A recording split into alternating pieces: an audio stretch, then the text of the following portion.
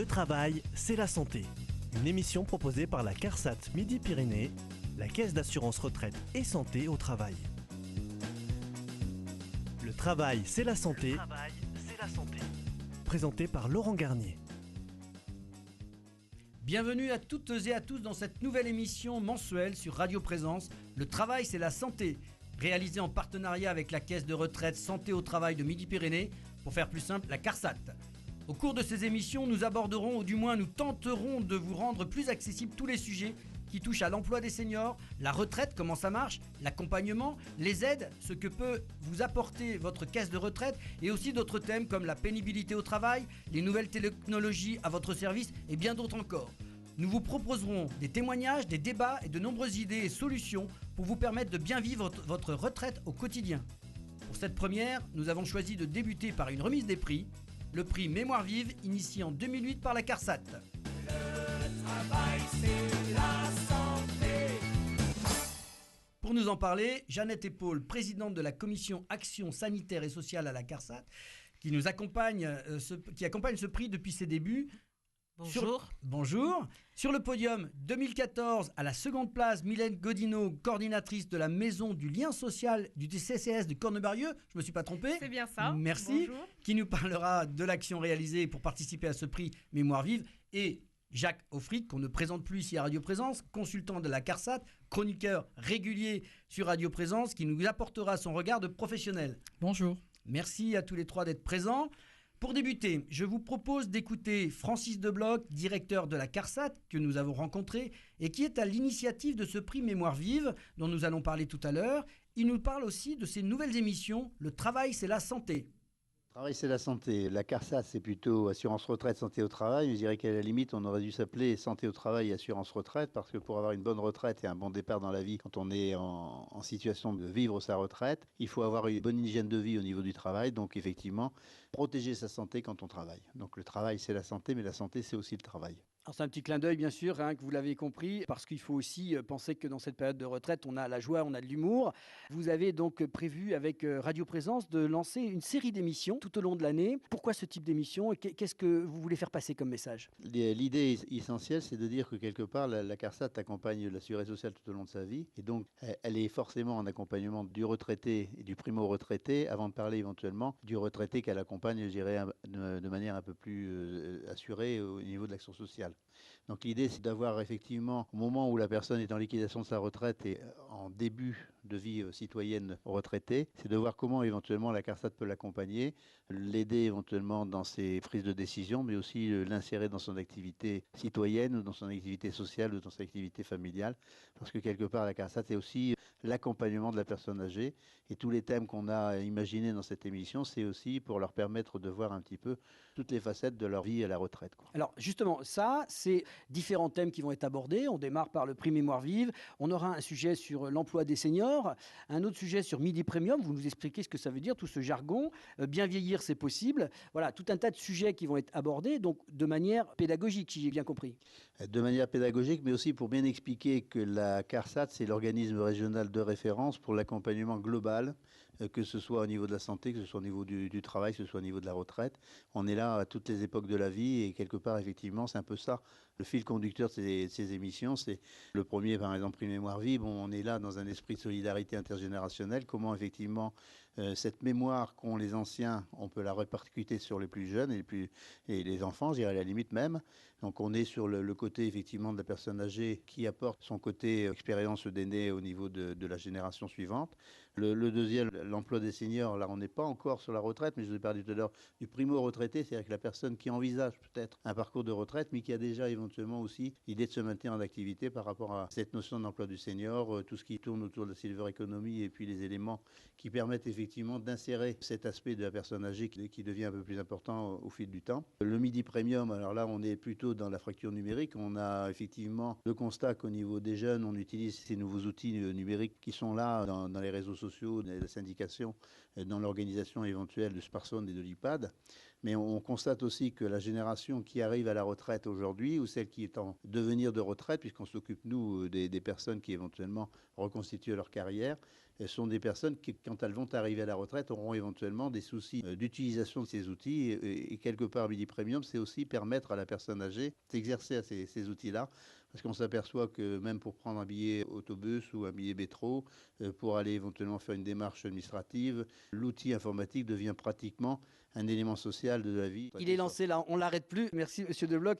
Donc vous voyez qu'il y a plein de choses à dire, il y a des émissions qui vont nous permettre de voir tout ça. Le travail c'est la santé, rien faire c'est la conserver. Nous chantait Henri Salvador qui a bercé des générations, de l'humour, de la joie. Il en avait à revendre, mais aujourd'hui ce que propose la CARSAT, c'est bien de conserver sa santé mais en restant actif, au contact du monde qui l'entoure. En 2008, vous avez eu l'idée de lancer un prix Mémoire vive. Pourquoi une telle initiative pour un organisme de retraite ? Il y avait déjà initialement un prix qui s'appelait Mémoire Doc. Donc le Mémoire Doc, c'est effectivement quelque chose qui réconciliait l'activité sociale avec l'activité économique. C'était de voir comment éventuellement un écrivain dans l'Occitanie pouvait être lancé par rapport à des écrivains qui sont déjà un peu plus installés que d'autres. Donc ce prix Mémoire Doc nous a donné l'idée de faire un prix Mémoire vive. Donc on garde l'esprit mémoire, mais on a dans la mémoire vive, c'est-à-dire que quelque part quelqu'un qui a la vivacité de cette mémoire et qui la répercute au niveau de son environnement et de la vie sociale et de l'intergénérationnel. Donc effectivement, ce prix, c'est un prix qui rentre bien dans notre mission d'action sociale, dans notre mission de maintien en activité des seniors, dans notre mission éventuellement de maintien tout court dans la vie sociale des seniors. Et c'est un peu cette idée-là qui a été lancée. Merci à Francis Debloc pour cette intervention. Voilà, il nous éclaire un petit peu sur ce prix Mémoire vive, mais avec moi, j'ai Jeannette et Paul. Jeannette et Paul, vous êtes depuis le début impliqués dans l'histoire de ce prix Mémoire vive. Est-ce que vous pouvez nous en dire un petit peu plus ? Oui, puisque je faisais partie du conseil d'administration qui a voté ce prix Mémoire vive en 2008, en mars 2008. Je présidais la commission d'action sanitaire et sociale en 2008 aussi. En juin 2008, il y avait voté le budget pour mener ce prix. Ce prix était décidé pour récompenser des structures ou des associations qui ont une action pour les seniors et si possible aussi en intergénération avec des jeunes, avec des enfants. Plus il y a de monde et plus c'est large. C'est le transfert de la mémoire. Alors concrètement, ça correspond à quoi ce prix ? Qu'est-ce qu'on peut y faire et comment on peut y accéder ?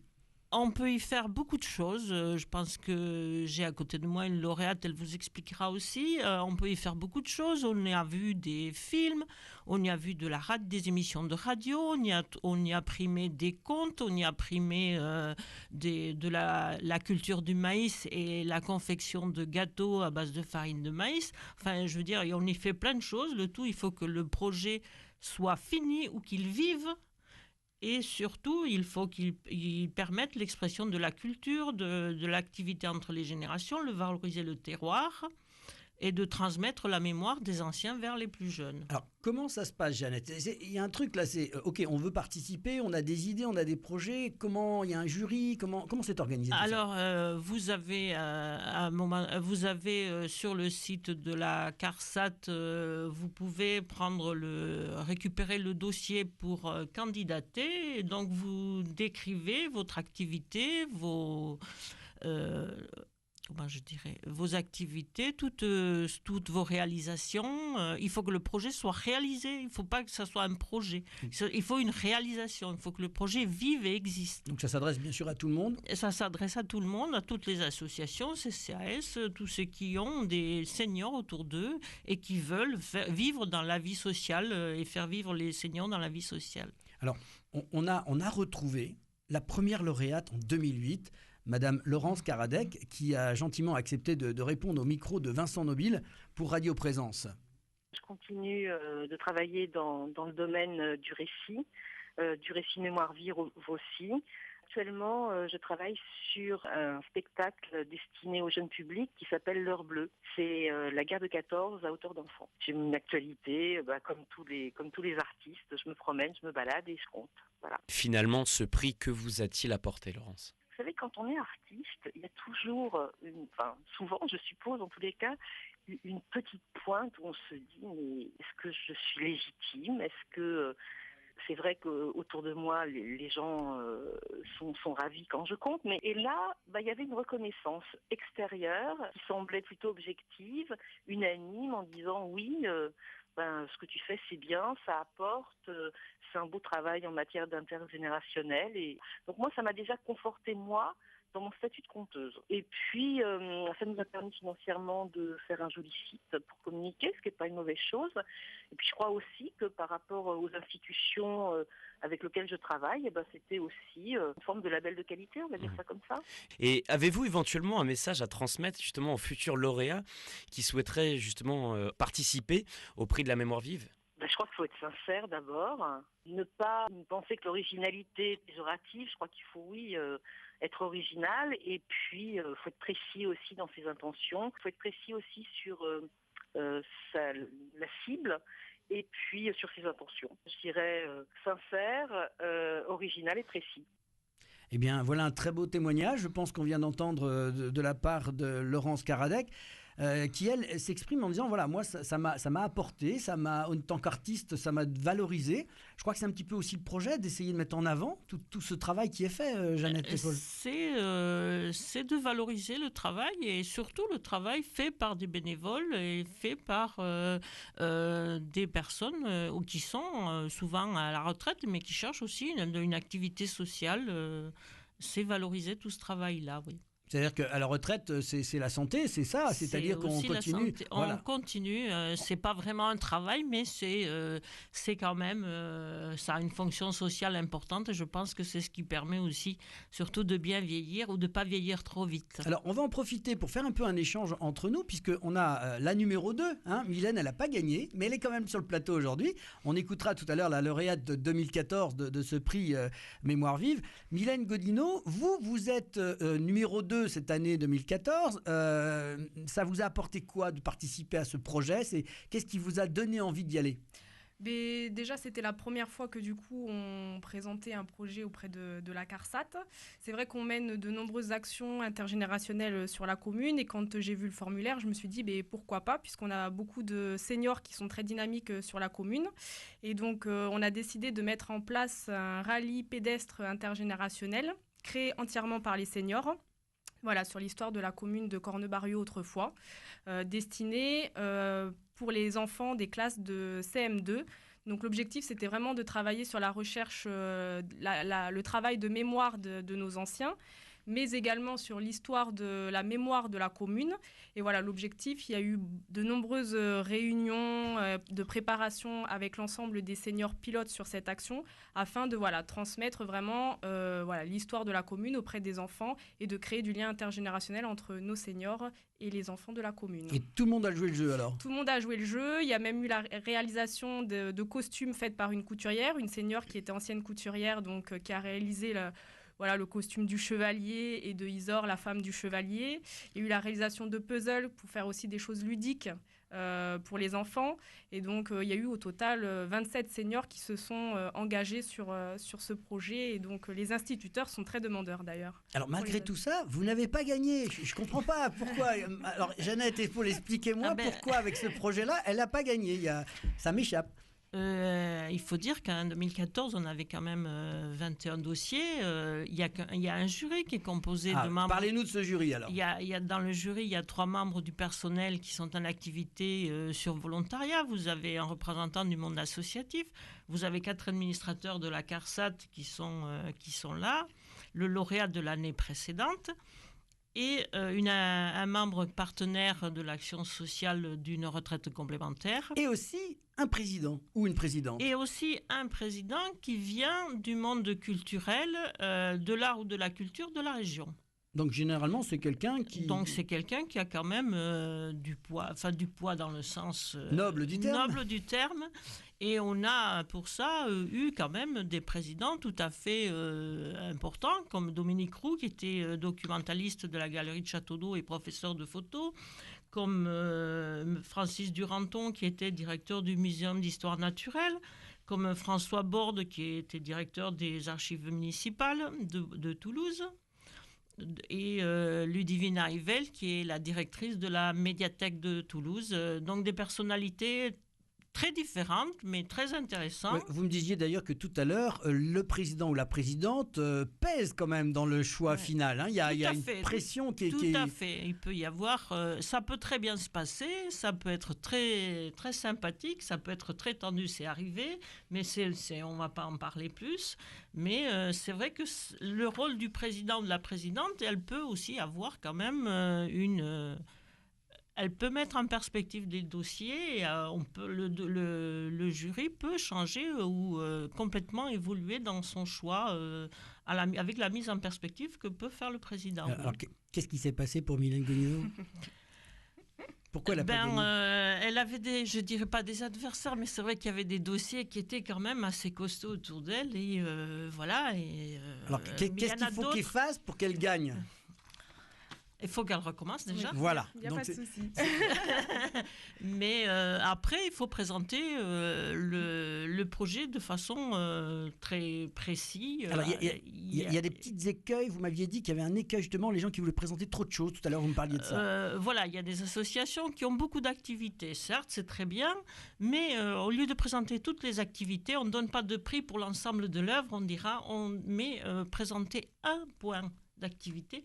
Et j'ai un dossier en mémoire où il apparaissait un jardin, mais c'était pas vraiment visible, mais on l'a perçu, mais ils auraient présenté que le jardin, peut-être qu'ils auraient gagné davantage alors qu'ils n'ont rien gagné aujourd'hui. Mais je veux dire, il faut pas forcément s'étaler sur tout ce qu'on fait, mais avoir un point précis qui montre bien l'intergénération, qui montre bien aussi l'activité des seniors et la part des seniors.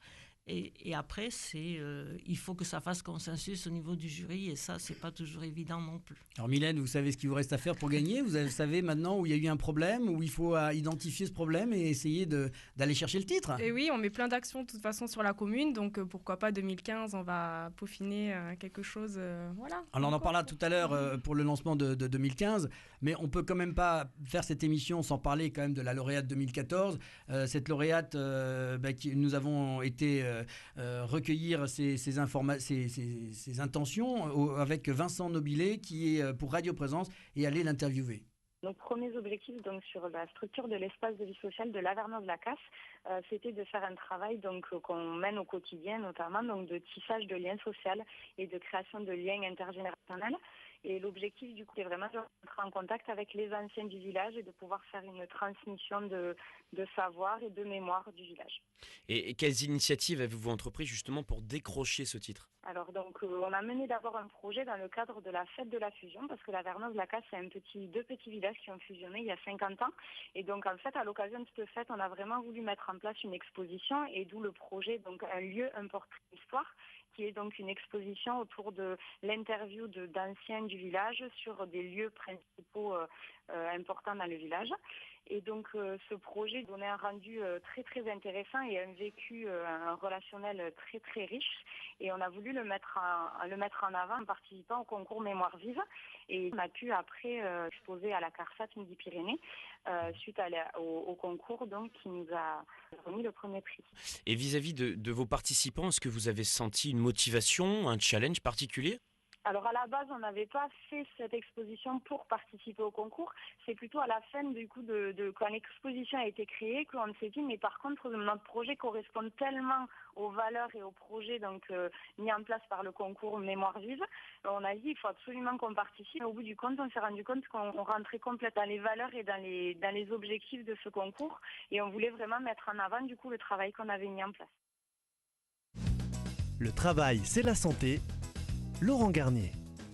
Et ben voilà, donc une lauréate contente, heureuse de son prix. Elle est devant vous, Mylène. C'est pas grave, je pense qu'on va pouvoir maintenant décortiquer un peu la suite de ce prix avec Jeannette et Paul.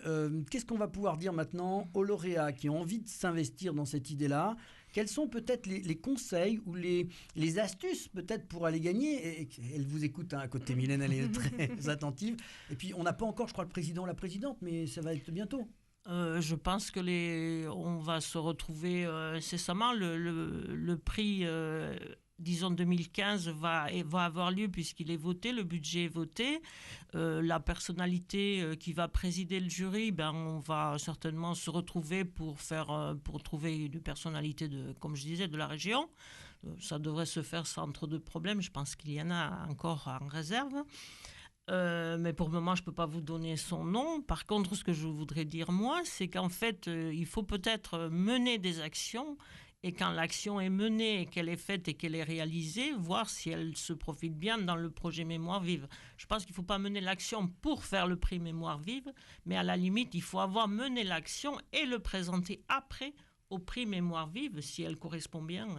Si elle correspond bien, voilà, c'est ce que disait Madame... Voilà, Candice qui nous racontait qu'effectivement, elle s'était rendue compte que son travail, en fait... rentrait effectivement dans le cahier des charges du prix Mémoire vive, et donc elle le présentait après, quoi. Mais je sais pas vous donner des idées de sujets, parce que si on fait un peu le recensement de ce qui a été primé dans ces 7 dernières années, ça va de l'émission de radio, comme je disais tout à l'heure, un reportage sur la résistance en Aveyron. Il y a eu donc je disais aussi, il y a eu la transmission des savoirs sur la culture du maïs et la confection de gâteaux de maïs et tout ce qu'on peut faire avec. En fait, il y a eu des choses très très différentes. Il y a eu l'outil en main aussi, je voudrais quand même signaler, parce que c'était quand même une année où là, le lauréat nous est apparu à tous très vite, puisque c'était l'outil en main est une association où des artisans d'art et de l'artisanat et de l'art font de la transmission vis-à-vis des jeunes générations, puisqu'ils apprennent à faire des métiers d'art et métiers de l'artisanat à des jeunes, quoi.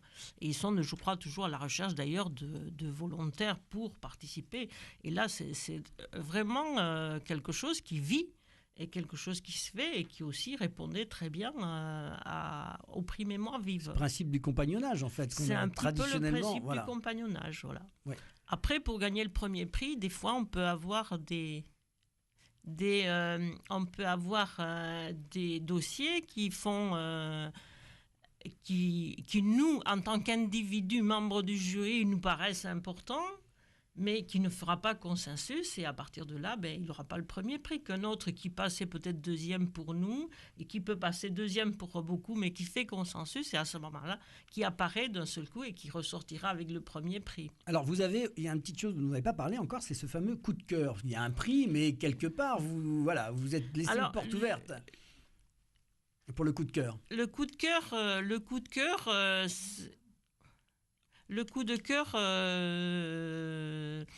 c'était M. Dominique Roux qui l'avait suggéré en 2008, d'ailleurs dès le premier prix, qui nous l'avait proposé parce que nous avions un dossier qui présentait l'association Génération Solidaire d'Ampalo, quartier très sensible, mais où la Génération Solidaire mène un travail très profond. Ils avaient fait un film sur sur les activités de cette association avec le lycée des Arènes. Et je me souviendrai toujours parce qu'il y a une anecdote sur ce prix, sur ce coup de cœur, puisque en fil rouge de la présentation de l'association, de ses activités, il y avait Odette Pierre qui partait en pique-nique dans l'Aveyron en stop. Et je me souviens qu'ils avaient un renard empaillé avec eux. Et pendant tout le jury, j'ai pas compris ce que faisait ce renard-là. Et en fin de compte, il y a que vraiment à la fin, quand le film a été diffusé dans sa totalité, que j'ai compris. En fin de compte, c'était un regard un peu décalé des jeunes des Arènes. Au lieu de mettre un chien qui aurait été d'une banalité déplorable, ils avaient ce renard empaillé qu'ils promenaient avec eux et qu'ils amenaient pique-niquer avec eux. Voilà. Bon, donc il y a des fois des choses qu'on découvre par la suite, quoi. Donc lancement pour le mois de mars ?